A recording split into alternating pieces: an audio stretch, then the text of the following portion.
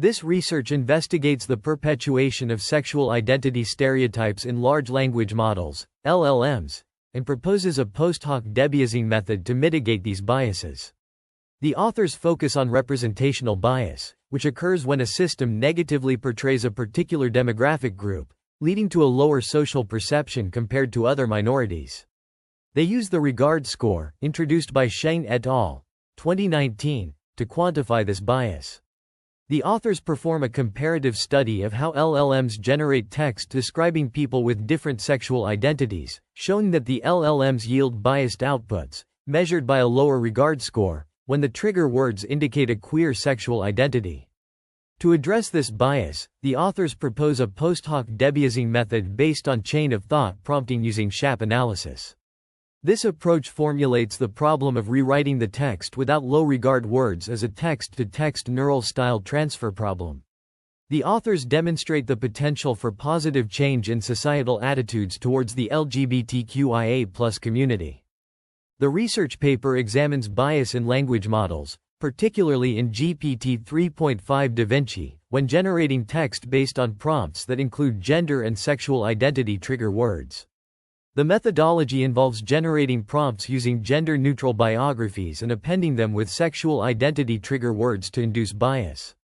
Various metrics are used to analyze the outputs, including word clouds, point-wise mutual information, TSNE visualizations, and average cosine similarity.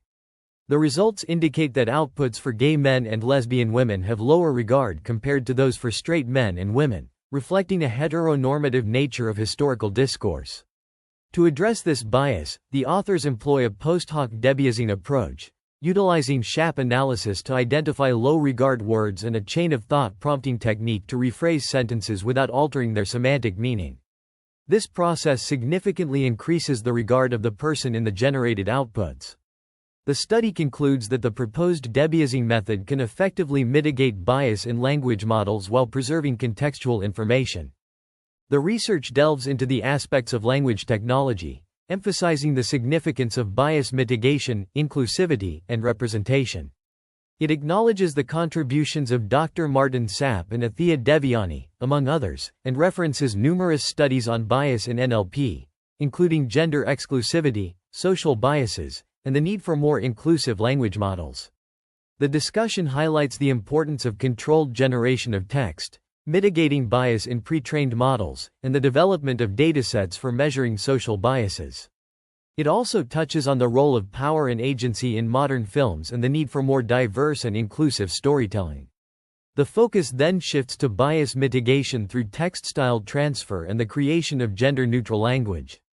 To assess the language model's ability to generate appropriate responses, the authors provide various prompts related to different genders and sexual orientations.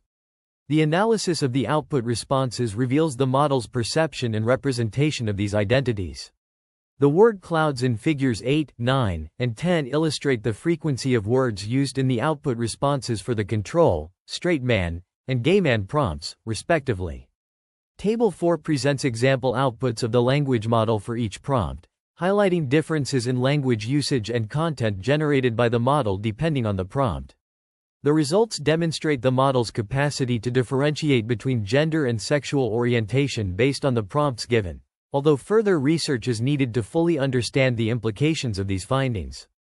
Overall, this research emphasizes the need for a more inclusive and equitable approach in language technologies, considering the potential biases and limitations of language models in representing diverse gender and sexual orientations.